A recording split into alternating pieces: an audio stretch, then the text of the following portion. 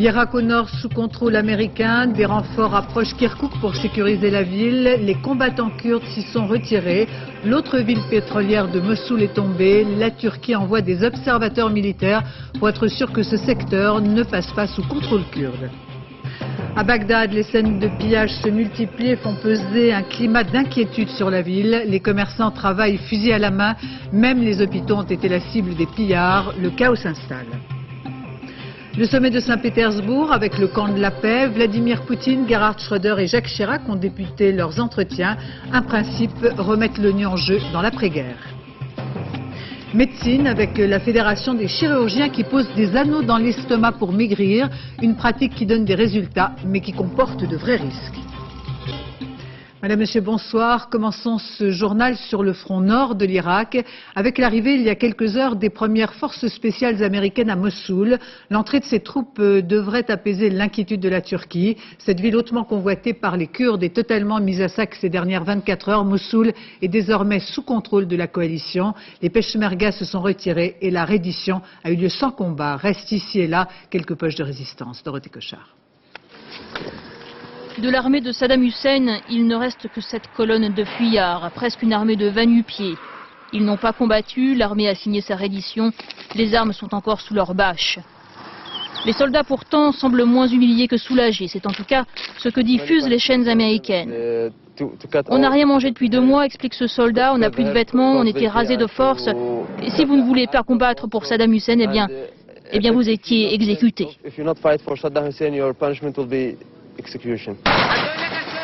Les Kurdes ont leur revanche. Mossoul et Kirkouk sont les 2 grandes villes du nord dont Saddam Hussein les avait chassées il y a 10 ans.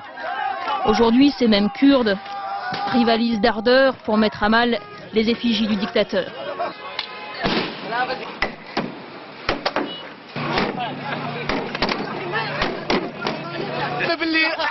Il faut tuer ce salaud de Saddam.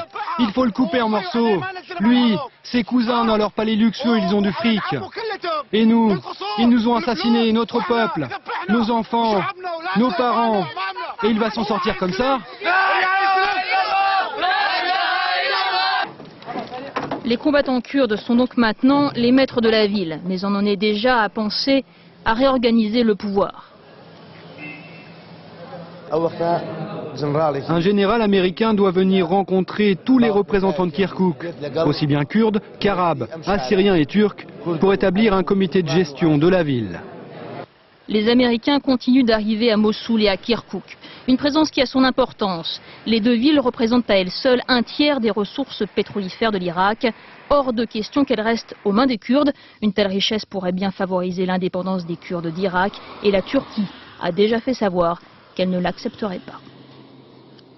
À Kirkouk, maintenant, même scénario, même inquiétude d'Ankara. La Turquie, on vous l'a dit, a envoyé ses propres observateurs militaires pour suivre par alors l'évolution de la situation de la Turquie. Je vous le rappelle, qui a donc menacé d'intervenir si cette région passait sous contrôle kurde. Kirkouk, que les combattants kurdes ont commencé à déserter.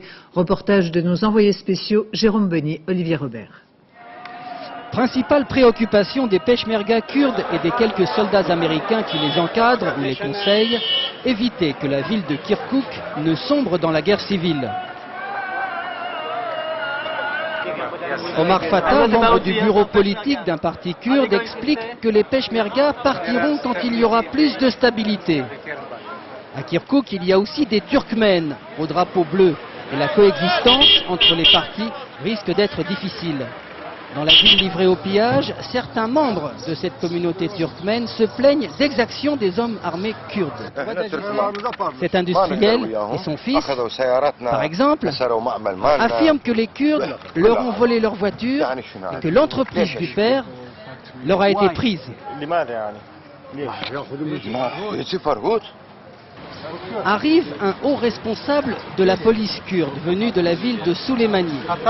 Il est clair que les autorités kurdes veulent tout faire pour éviter que la ville ne sombre dans le chaos. Il y a beaucoup de travail et pas de temps pour l'instant pour les commentaires. Dans le quartier kurde, on se réjouit de la chute de Saddam Hussein. Cette enseignante nous explique qu'avant elle vivait comme dans une prison, mais que les relations entre communautés kurdes et turkmènes étaient excellentes. L'avenir à Kirkouk est très incertain. Personne ici ne sait qui prendra en main le rétablissement de l'ordre. Partons pour Bagdad, où la mise à sac des bâtiments officiels se poursuit. Mais aujourd'hui, au QG des services de renseignement militaire, ce sont des centaines d'Irakiens qui n'ont rien de pillard, qui ont pris d'assaut l'édifice à la recherche de leurs proches, peut-être encore retenus dans des cachots. Reportage Aubéry Edler, Emmanuel Beck. À coups de pioche, à main nue, ils s'acharnent avec l'énergie du désespoir. La rumeur court qu'il reste des prisonniers dans les sous-sols. La foule envahit l'enceinte de la police secrète. Il y a ceux qui recherchent des parents disparus sans laisser de traces. Il y a les autres, toujours prêts à détruire les symboles du passé. Sous les hurrahs surexcités, la plaque d'acier finit par céder. On fait silence, on appelle, pas de réponse. Ils ne se découragent pas, espérant un miracle du puits voisin. Encore un appel, encore le silence, en écho.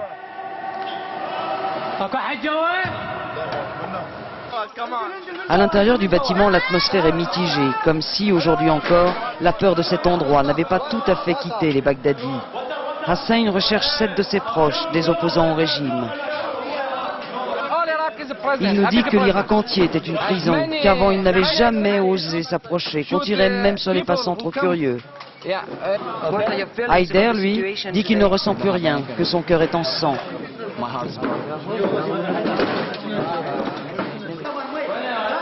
Dans les couloirs sinistres envahis par les eaux du Tigre, il patauge, découvrant des tonnes de documents qui en diront sans doute long sur la paranoïa meurtrière du régime. Mais de prisonniers, pas de traces. Pour eux tous, un seul espoir ce soir, repartir en quête d'un parent disparu, oublié, dans l'une des nombreuses autres geôles de Saddam. La chute du régime de Saddam a installé l'anarchie et le chaos à Bagdad, où les hôpitaux de la ville sont dans une situation catastrophique. Les médecins devant eux-mêmes faire face aux pillards. Ils travaillent sans relâche, parfois le fusil à portée de main. Reportage Agnès Varamian, Patrick Desmili. Cher Abbas est le seul guide de l'hôpital Al-Kindi. Pas médecin, imam, venu de son école religieuse soulager les douleurs par la prière. Dans les couloirs, pas de lit, peu de patients. Un hall d'entrée, 3 blessés. Ce matin, l'hôpital a été attaqué par des pillards. Des volontaires l'ont alors défendu. On a été obligé de tirer en l'air. Tout le monde s'est enfui, même les médecins et les infirmières. Moi, je ne suis pas docteur. On ne peut plus prendre de blessés. Qui est responsable? Les Américains et Saddam sont les deux responsables. Que Dieu fasse qu'ils nous laissent vivre en paix, les Américains et Saddam. Quelques civils trient les corps, des morts d'il y a plusieurs jours. Une dizaine d'hommes, dont personne ne dit s'ils étaient des combattants ou s'ils ont succombé plus vite, faute de soins. À peine identifiés, le Cher les livre à leur famille, dans ses cercueils de fortune. Pas de générateur, pas d'électricité, plus de table d'opération volée, pas d'eau non plus dans cet hôpital, où l'on ne semble voir venir que des cas désespérés. Ce blessé arrive de Saddam City, là où se cacheraient encore quelques fédayines. Ce jeune garçon hurle qu'il veut savoir si son frère est vivant. Doucement, on va le soigner, tente de le calmer un volontaire. Tout près, un homme se fait interpeller car il nous parle. Je veux simplement dire aux Américains qu'il faut qu'ils arrêtent tout ça, que ce massacre, c'est à cause d'eux. Quelques minutes, et il n'y a plus d'urgence pour le blessé. L'homme a donné son dernier souffle, le Cher, une dernière prière aux morts.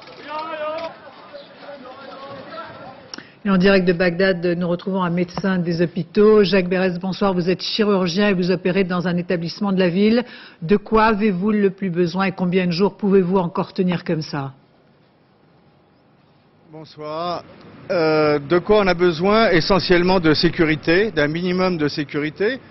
Parce qu'avant, il y avait une certaine insécurité due au combat, au bombardement. Maintenant, ça a cessé. Il y a l'insécurité des pillards et de la situation politique qui est encore très tendue, peut-être même de plus en plus. J'ai été moi-même à Kindi ce matin et c'est bizarre l'atmosphère.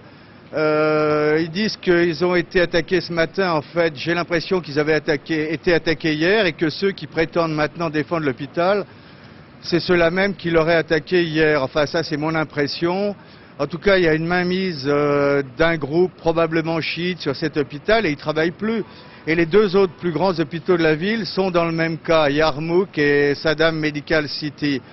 Ce qui fait que des petits hôpitaux qui n'ont pas été pillés comme le mien, on travaille un peu comme des fous avec des manques, mais ce n'est pas le principal. Le principal, c'est la sécurité. Actuellement, on est protégé par un détachement américain. Ça va.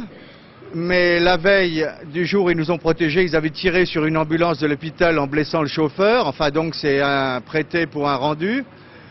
Voilà, c'est pas facile comme condition. On va encore tenir le temps qu'il faudra. Mais ce qu'il faut se dire, c'est que bientôt, il va y avoir une énorme aide gouvernementale, une énorme aide américaine, du moins je le présume. Ils vont culpabiliser et faire tout pour reconstruire la santé, qu'ils ont bien contribué à détruire. Il va y avoir une aide d'autres gouvernements, il va y avoir les ONG qui vont faire ce qu'elles peuvent. AMI envisage d'envoyer 3000 paquets de sang, 3000 poches de sang. C'est un problème de transport et de stockage. Actuellement, on a des manques, mais on peut se débrouiller. Il y avait des stocks dans les hôpitaux, ça a été bien préparé. On n'a pas tout ce qu'il faut, mais on jongle avec ce qui reste. Le problème, c'est la sécurité, c'est que les médecins qui ont pratiquement tous disparu puissent revenir. Alors peut-être il y en avait certains qui étaient compromis avec le régime précédent, mais sûrement pas tous. Mais il reste 2 médecins là où il y en avait 50. Il faut être volontaire. Oui, il faut être volontaire aujourd'hui pour rester dans ces hôpitaux. Est-ce que vous pourriez nous dire en 2 mots simplement quelle est votre propre situation? Vous êtes français? Je suis français, je suis chirurgien, je suis envoyé par l'aide médicale internationale et je suis là depuis le début des frappes et j'ai la chance d'être aux côtés du peuple irakien qui a été très courageux et très digne toute cette période et qui en prend pas mal sur la tête. Merci il faudrait que ça cesse cette souffrance. Merci de votre témoignage. On sait en tout cas que vous y contribuez, en tout cas au quotidien comme vous nous l'avez dit. Et rien ne résiste aux pillards. Les premières cibles sont d'ailleurs les commerçants qui tentent de se défendre, montent la garde et menacent les voleurs. Les troupes américaines sont présentes dans la ville mais n'interviennent pas et ces scènes de vandalisme se multiplient. Nos envoyés spéciaux Bertrand Coq et Emmanuel Beck ont sillonné la ville. Voici ce qu'ils ont vu. C'est l'ivresse, la folie du pillage qui allume des incendies dans le centre de Bagdad, celui des banques et des grandes avenues commerçantes. Depuis 3 jours, les habitants des quartiers populeux se payent sur la bête. Ils dépouillent le cadavre du régime avec une frénésie qui ne se tarit pas. Puis ils s'en retournent, famille entière chargée de butin, vers leur faubourg.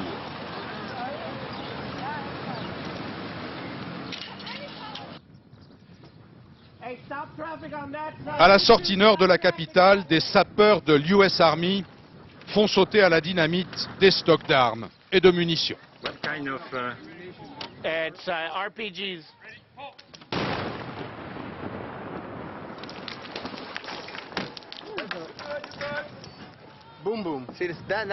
Ça, c'est du boulot. C'est pour ça qu'on est payé. Oui, monsieur.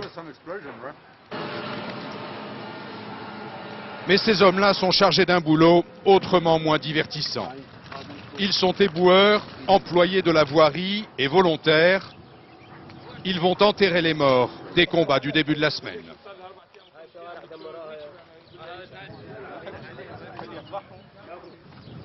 Vous voulez savoir ce que je pense? Saddam était un tyran, mais les Américains sont des infidèles. Ils laissent faire les pillards, ils ont éventré les magasins avec leurs tanks, ils sont complices des voleurs. Nous avons fermé notre gueule pendant des années parce que Saddam nous brutalisait. Mais avec les Américains, nous n'allons pas nous taire. Si ça continue, nous nous révolterons. En entrant dans Bagdad, les Américains n'ont pas fait le détail. Beaucoup de ces morts étaient des civils qui tentaient de fuir les combats.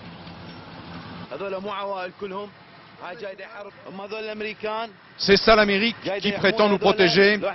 Et regardez ce qui se passe en ville, les pillages, les règlements de compte. Pourquoi ils nous font ça? Pourquoi ils laissent faire tout ça? Les morts sont mis en terre en pleine rue, à même les trottoirs. Plus d'ambulances, plus de morgues et les mosquées sont fermées. Ce matin, dans ce quartier, l'imam n'a pas quitté les fossoyeurs. Et en ce vendredi de prière à la Mecque, l'imam de la grande mosquée dans son prêche appelle à un arrêt de la violence et des pillages. Les effusions de sang doivent cesser, dit-il, ainsi que les destructions de propriétés, les pillages et les vols. Discours retransmis en direct à la télévision saoudienne. L'effondrement du régime, on l'a vu, a placé l'Irak hors contrôle, ni administration, ni force de police, aucune autorité reconnue. Et face à cette situation de vide gouvernemental, les Américains, pour l'instant, observent sans intervenir. Reste que pour l'heure, ils représentent la seule autorité. Selon la Convention de Genève, ont-ils des droits et des devoirs? Tentative de réponse avec Thierry Curté. Aux yeux du droit international, l'armée américaine est une puissance occupante. C'est la Convention de Genève qui le dit. Et une puissance occupante a des droits et des devoirs. Les textes relatifs à la protection des personnes civiles en temps de conflit sont précis. Article 18 par exemple. Les hôpitaux civils seront respectés et protégés par les parties au conflit. À Bagdad, ils ont tous été pillés. Article 33. Le pillage, justement, est interdit. Les mesures de représailles sont interdites. Les djihadistes ne sont pas les auteurs de ces actes, mais ils laissent faire. D'un point de vue strict du droit, ils pourraient être complices. Mais de la théorie à la réalité, il y a la guerre qui n'est pas achevée. En fait, Bagdad est un champ de bataille. Il y a donc d'autres priorités. Et au milieu de ce chaos, ce sont des commerçants irakiens eux-mêmes qui tentent de faire la police. Ils affirment avoir attrapé ces hommes le butin à la main. Cette situation peut se prolonger plusieurs jours encore. En direct de Bagdad, Gérard Grisbeck, les imams de la ville, on l'a dit, ont empêché en ce vendredi de prière les musulmans de se rendre dans les mosquées. C'est un geste qui a une forte résonance.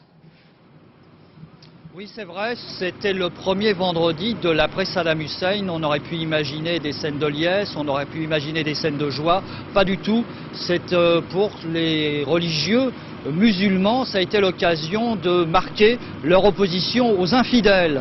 Et dans Bagdad, nous nous sommes promenés assez longtemps de mosquée en mosquée, toujours fermée par décision des imams. Nous n'avons entendu qu'un discours anti-américain. Personne n'est venu nous dire que les Américains avaient raison. Ce n'est que discours de haine contre l'Amérique. Les infidèles n'ont rien à faire à Bagdad. Et c'est vrai que la seule mosquée que nous avons trouvée, qui est juste derrière moi, qui n'est pas très loin d'ici, qui a accepté de s'ouvrir, eh bien là, ce sont les Américains qui ont empêché les fidèles de venir. Et l'imam nous a expliqué que de toute façon, il ne ferait pas de prêche, car il n'était pas question de faire ce prêche sous occupation américaine.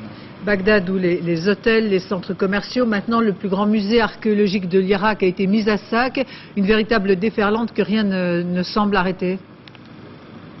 Oui, c'est terrible, c'est très triste. J'ai vu moi la Bibliothèque nationale brûlée avec des archives, mais avec aussi des manuscrits vieux de plusieurs siècles. C'est tout un patrimoine de l'humanité qui disparaît. Ce sont des pillards qui sont dans tous les quartiers maintenant. On a l'impression que toute la ville est en train de déménager. Vous savez, c'est une ville énorme de 5 millions d'habitants qui s'étend sur 40 km de long. Eh bien, on voit des pillards partout, on voit des gens partout avec des charrettes, des télévisions, des chaises, des tables.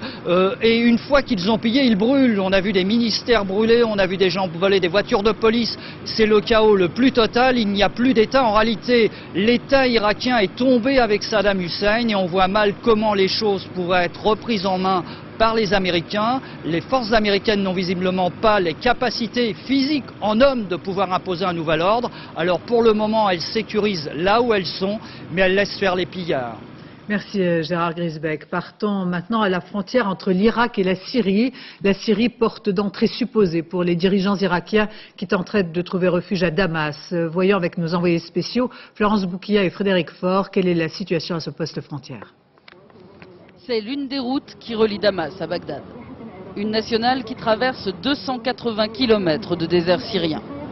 Celle que les dignitaires du régime irakien auraient pu emprunter en sens inverse d'une autre pour fuir leur pays. Ceux-là, au contraire, sont des Irakiens qui travaillaient dans les pays voisins et ils veulent rentrer chez eux coûte que coûte. Ils sont de Bassora, Nadjaf, Bagdad et ils ont payé le prix fort pour monter dans ce bus. Cet homme dit qu'il ne sait pas s'il est heureux ou pas, mais il est très inquiet. Il ignore si sa famille est vivante ou morte. Cet autre homme dit que beaucoup de gens veulent rentrer en Irak, mais que l'ambassade de Syrie ne leur a pas donné d'autorisation. Ils ont donc dû prendre un bus irakien. En route pour le dernier poste frontière, avant l'Irak. Le voilà, il semble endormi sous le soleil. près d'un camp qui attend toujours des réfugiés. Les Américains affirment contrôler la frontière irakienne 500 mètres plus loin. Nous ne pourrons pas le vérifier. Interdiction aux journalistes de s'approcher. À ce poste frontière Syrie-Irak, certaines voitures ne s'arrêtent pas très longtemps. Sur cette route, nous avons vu 3 véhicules diplomatiques irakiens passer en trombe. À l'intérieur de chacun d'eux, 2 personnes et tout un bric-à-brac d'objets divers à l'arrière. Et on ne sait toujours rien du sort de Saddam Hussein ni de ses fils. En tout cas, la Maison-Blanche considère que le gouvernement irakien a perdu le contrôle du pays. Les États-Unis décidaient à poursuivre tous les responsables. Ils ont défini une liste de 55 Irakiens les plus recherchés. Pour les aider dans cette traque, des affiches seront placardées dans le pays. Bernard Lebrun. Le général Tommy Franks est un homme très occupé, mais peu préoccupé du devenir de Saddam Hussein. Pour lui, l'essentiel en Irak est déjà advenu, la chute de Bagdad et du régime. À tel point qu'aujourd'hui, il a pris le temps de se rendre en Afghanistan, saluer ses troupes. Bien sûr, durant la conférence de presse, la question sur Saddam Hussein lui a été posée. Quant à l'endroit où se trouve Saddam ou toute autre personnalité, puisque vous me connaissez tous, vous devriez connaître à l'avance ma réponse. Eh bien, ou ils sont morts, où ils courent comme des lapins, et c'est le cas de tous les dignitaires du régime en Irak. Pendant ce temps, au siège du commandement central, son adjoint, le général Brooks, annonce à la presse un avis de recherche de 55 personnalités irakiennes. Puis il montre une sorte de jeu de cartes comportant les 55 photos et fonctions des dignitaires recherchés. Et d'ajouter que le paquet sera distribué demain sur le terrain à tous les Marines et GIs présents en Irak, avec pour mot d'ordre à la clé, les traquer, les capturer ou les tuer. Dès ce matin, la presse américaine a publié les photos des plus importants d'entre eux, du président et ses fils, en passant par tous les membres du gouvernement. Dès cette nuit, cet homme en costume gris a été tué dans un bombardement ciblé. Barzan al-Tikriti, demi-frère de Saddam Hussein, est mort dans sa ferme où il s'était réfugié à l'ouest de Bagdad. Dans ce drôle de jeu de 55 cartes figure aussi Ali le chimique que l'on voit ici sur ses archives. Al-Majid Ali Hassan, dont les Britanniques disaient qu'il avait péri dans les bombardements de Bassora, serait peut-être finalement vivant et en cavale sur les routes d'Irak. Parmi les images que l'on retiendra de ces derniers jours, ce pillage systématique des grandes et petites banques irakiennes, avec en vrac ces piles de billets à l'effigie de Saddam. Le dinar vaut-il encore quelque chose? La population souhaite-t-elle, avec la chute du régime, un changement de la monnaie? Reportage à Kassar, Christian Autain, Océan Grenier. 1 ou 2 dollars. C'est le prix proposé par ces enfants pour ces billets à l'effigie de Saddam Hussein. On ne se les arrache pas encore vraiment, mais ces gosses ont vite compris l'intérêt que cette monnaie de papier pourrait avoir pour les étrangers. Achetez-les-moi et Dieu vous bénira. Ce billet de 250 dinars, soit 5 centimes d'euros, est vendu 1 dollar, soit 20 fois plus que sa valeur. Avec la chute de Saddam, le dinar a plongé par rapport au billet vert. Il faut 4500 dinars pour acheter 1 dollar. Malgré cela, les avis sont partagés sur l'avenir du dinar. C'est notre monnaie nationale irakienne, il ne faut pas la changer. Quelle monnaie nationale? Elle est sans valeur en dehors d'Irak. C'est de la fausse monnaie. Saddam a été déboulonné, mais reste son portrait omniprésent sur tous les billets. Et maintenant, il y en a beaucoup que cela dérange. Si j'ai besoin d'acheter quelque chose, il faut bien que je paye avec ces billets. Même si cela ne me plaît pas, il n'y en a pas d'autres. Durant la guerre, les prix des produits frais ont flambé, avant de retrouver leur cours normal depuis. Mais l'inquiétude de la population quant au devenir de sa monnaie est bien réelle. Le dinar de Saddam pourrait disparaître avant la fin de l'année.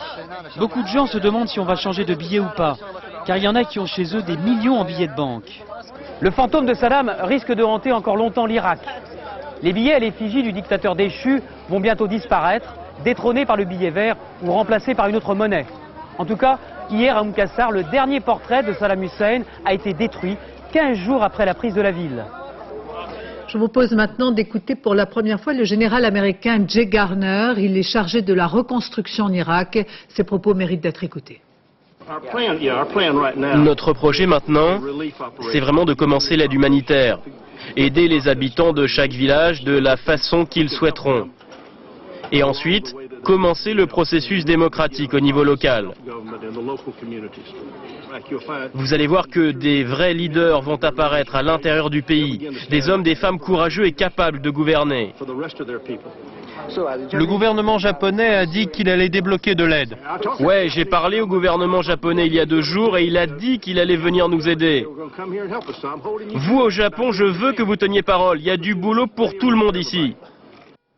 Et à l'instant, le secrétaire d'État à la Défense, Donald Rumsfeld, vient d'affirmer que les forces américaines assureront la sécurité pour arrêter les pillages dans les villes irakiennes. Avant d'en venir au sommet de Saint-Pétersbourg, l'après-guerre en Irak constitue un vaste marché de reconstruction. Les entrepreneurs français et en premier lieu l'industrie pétrolière réussira-t-elle à rester dans le jeu? La position anti-guerre de la France pourrait provoquer des mesures de rétorsion. C'est une Crespi. L'Irak, un pays en ruine, est aussi un Eldorado pour les entreprises occidentales. Sa reconstruction est un gâteau de 30 milliards de dollars sur 3 ans selon les Nations Unies. Alors la bataille commerciale a commencé. Hier, Paul Wolfowitz, le secrétaire américain adjoint à la Défense, affirmait que la France devra payer un prix pour son opposition à l'intervention militaire américaine en Irak. Sur les 30 milliards de dollars de contrats, les États-Unis ne réserveraient que 50% du marché à des sociétés non américaines. Ces chefs d'entreprise britanniques sont déjà dans les starting blocks et ne sont pas tendres avec leurs homologues français.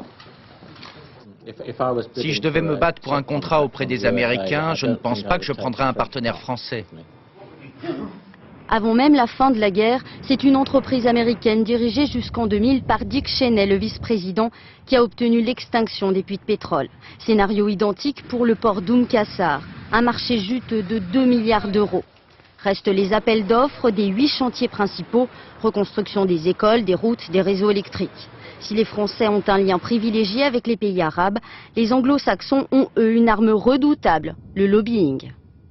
Les Américains, les Anglais ont, eux, cette mentalité d'avoir des gens sur place, de pouvoir payer des gens sur place pour essayer de motiver les décideurs économiques à leurs actions, alors que les Français, eux, ont l'impression de se contenter, étant peut-être les plus beaux, les plus forts et les plus intelligents, de se contenter tout simplement de leur présence pour suffire à obtenir des contrats, ce qui n'est pas le cas.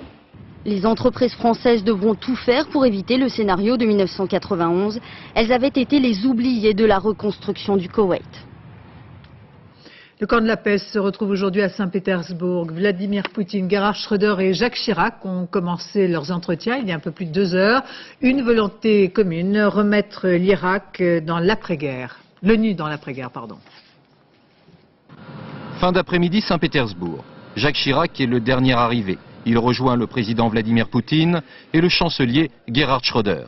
En quelque sorte, les premières retrouvailles du camp de la paix depuis le début des opérations militaires en Irak. Pour les 3 hommes, il s'agit de se concerter pour obtenir le retour du règlement de la crise irakienne dans le cadre des Nations Unies, de préparer l'après-guerre sans pour autant se déjuger. Le résultat de la guerre est aussi évident que regrettable. Vous savez que nous avions appelé à une solution politique de la question irakienne. Et aujourd'hui encore, nous sommes convaincus de l'absurdité de cette intervention militaire. Si officiellement, il s'agit d'évoquer le rôle des Nations Unies, en fait l'objectif principal de cette réunion serait de renouer le contact avec Washington et surtout de défendre les intérêts des 3 pays dans la reconstruction de l'Irak. Au même moment, Dominique de Villepin est en Espagne. Là aussi, il s'agit de renouer le dialogue, de se rapprocher d'un gouvernement qui a soutenu la coalition contre la France et l'Allemagne. Ici encore, le ministre français plaide pour l'union de la communauté internationale. Quand la France met en avant le rôle central des Nations Unies, c'est avec à la fois le souci de légitimité indispensable, mais en même temps d'efficacité. Si l'on veut être efficace, il faut rassembler l'ensemble des partenaires, et je pense au premier chef, au monde arabe.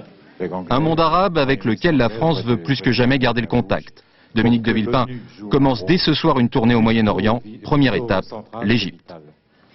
Je vous propose tout de suite d'écouter Jacques Chirac en direct donc de Saint-Pétersbourg. Pour le président de la République, l'ONU doit jouer un rôle central, je cite, dans l'Irak d'après-guerre. Nous l'écoutons. Dès que possible et après la phase nécessaire de sécurisation, il faut engager la reconstruction politique, administrative, institutionnelle, sociale, économique de l'Irak. Et c'est une tâche immense. Il appartiendra, selon nous, aux Nations Unies d'y jouer un rôle central. Seules les Nations Unies ont la légitimité nécessaire. Elles seront efficaces car elles ont l'expérience depuis longtemps de la gestion des sorties de crise. Elles seules, les Nations Unies, peuvent apporter au peuple irakien la garantie que son intégrité, sa souveraineté, son identité seront pleinement reconnues. Discours donc prononcé il y a quelques instants à Saint-Pétersbourg. Aux États-Unis, des soldats tués en Irak ont été rapatriés. Cérémonie funéraire dans l'Illinois, en Géorgie ou en Californie, où amis et familles se sont retrouvés pour ce dernier hommage.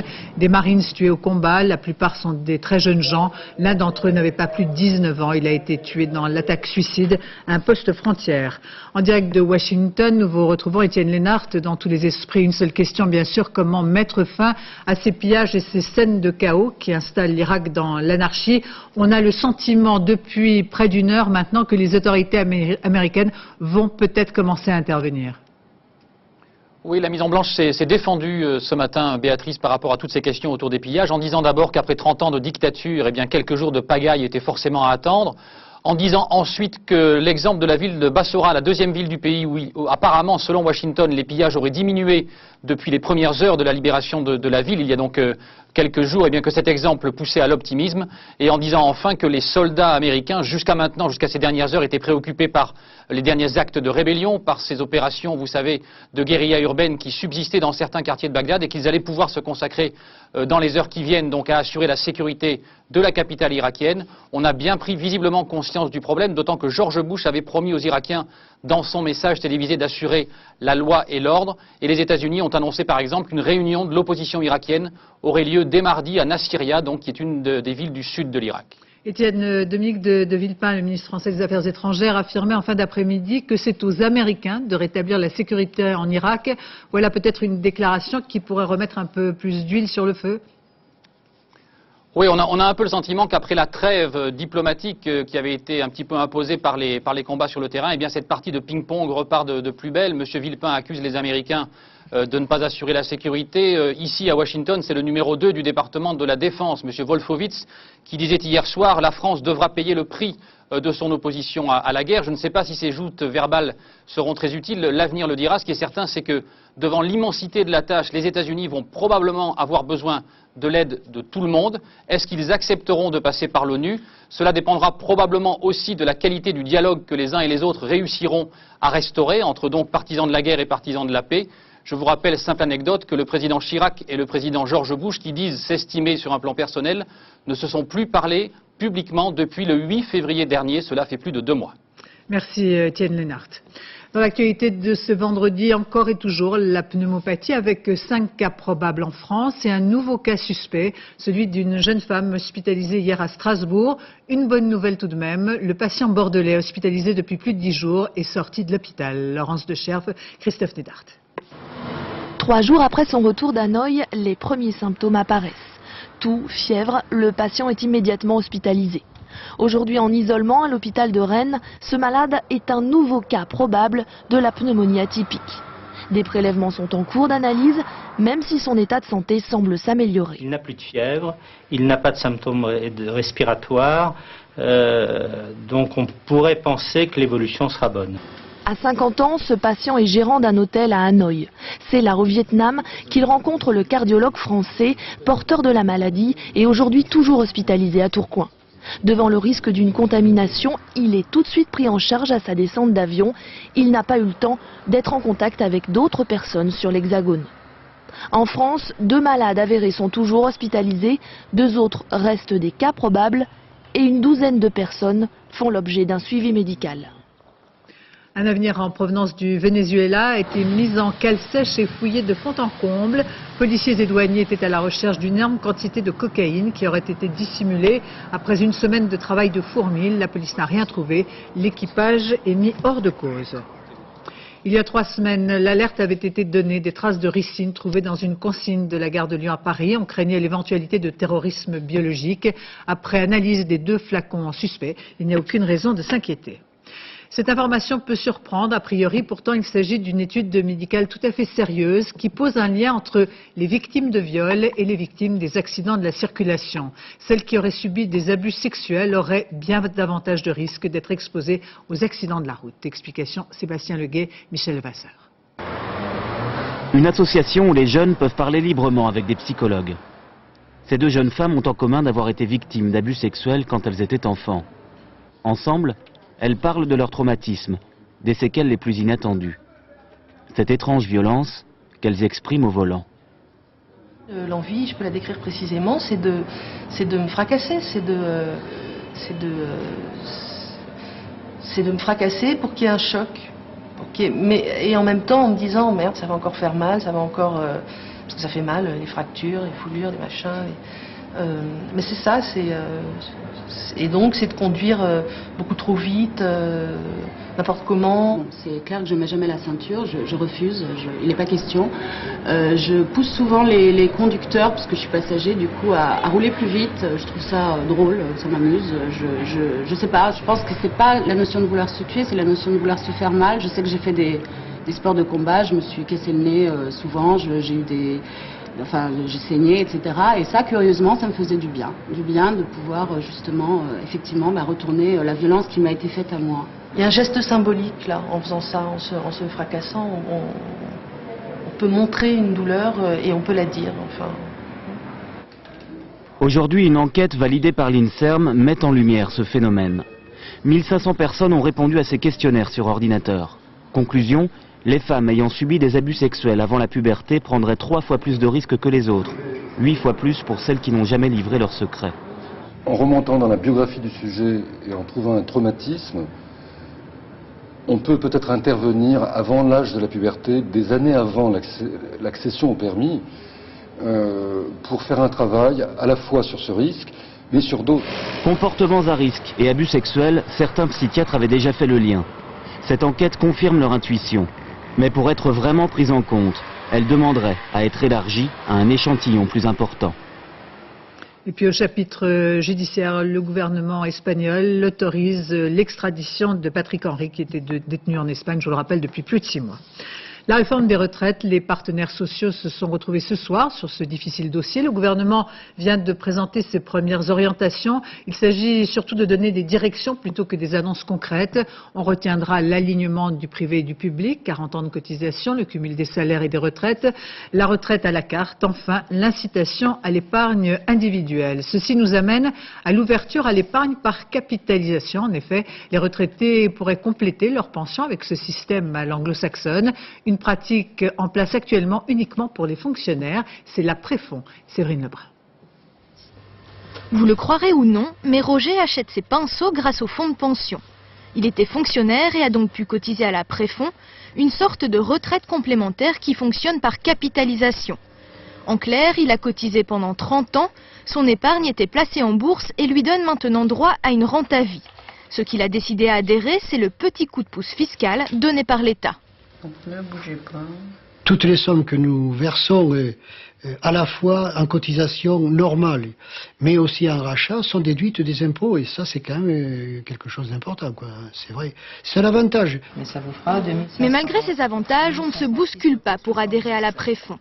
Près de 10 millions de personnes, les fonctionnaires et leurs familles, pourraient en bénéficier, mais elle ne compte que 300 000 adhérents plus de 30 ans après sa création. On lui reproche d'être moins rentable que d'autres produits d'épargne comme l'assurance vie. En plus, les Français préfèrent généralement toucher un capital en une fois plutôt qu'une rente à vie comme le propose la Préfond. Pour certains, l'étendre à l'ensemble des salariés comme on l'évoque de temps en temps coûterait beaucoup trop cher au gouvernement. Mais il est bien évident que si vous mettiez un produit comme la Préfond à disposition de tous les salariés du privé avec les mêmes conditions d'exonération fiscale que le système actuel, l'ardoise, la facture pour l'État serait tout à fait considérable. La création des fonds de pension faisait partie des promesses du président de la République. Mais sa mise en œuvre est compliquée, surtout dans un contexte boursier très difficile. Une page médecine avec cette pratique médicale qui consiste à placer un anneau en silicone pour resserrer l'estomac. Cette méthode radicale pour perdre du poids peut présenter un certain nombre de risques, au point que les chirurgiens ont décidé de se fédérer pour réglementer ce geste médical qui est une opération. Sophie Rodier, Éric Delagneau. Le soulagement pour Mireille. On vient de lui retirer son anneau de régime. Pas trop mal au ventre? 110 kilos affichés sur la balance, des régimes sans résultat. Il y a 4 ans, elle décide alors de subir une gastroplastie. Une opération pour rétrécir son estomac et donc moins manger. L'intervention est programmée dans la hâte, sans précaution. Voilà. J'ai pris rendez-vous, 1 mois après on me l'a posé. Et puis bon bah ça marchait au départ et tout. Mais après je faisais du yo-yo, je montais, je descendais, montais, descendais. Je pouvais presque plus manger ni rien. Malgré tous ces efforts, Mireille n'a pas perdu 1 gramme. Même si elles sont rares, ces dérives inquiètent les médecins qui pratiquent cette chirurgie. En France, 55 000 personnes meurent chaque année d'obésité. Pour les spécialistes, une surveillance avant et après la pose de l'anneau est indispensable. Il ne faut pas rater cette dernière chance qu'on va donner aux patients. Pour donner au patient le maximum de chance, il faut donc non seulement l'informer de tout ce qui peut lui arriver avec son anneau, mais aussi le former à manger avec son anneau. Débarrassée de cet anneau qui n'a servi à rien, Mireille, l'obstinée, a décidé de maigrir, mais cette fois avec des régimes naturels. Peut-être pénibles, mais au moins elle gardera la santé. Un petit mot de Formule 1, c'est le pilote italien Fisichella qui a remporté le Grand Prix du Brésil. De la musique pour finir, le chanteur britannique David Gray présente son dernier album lors d'une tournée en Europe. Olivier Lenuza. Un artiste revenu de nulle part. David Gray, né à Manchester, a beaucoup ramé avant de marcher.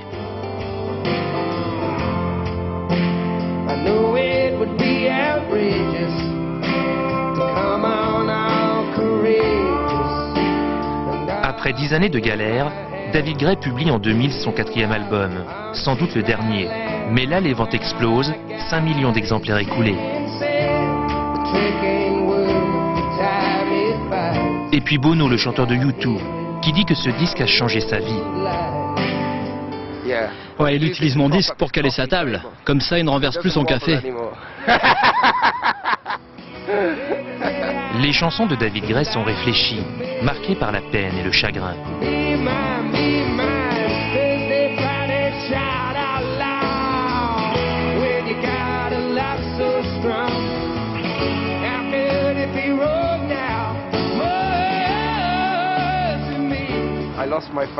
J'ai perdu mon père et cela a affecté ma façon d'écrire, de penser. C'est devenu l'état d'esprit dominant du disque. Je ne crois pas que la vie soit faite de grandes promesses. C'est une suite de choses qui arrivent, jour après jour. Faire des choses simples. Les belles promesses, oubliez-les.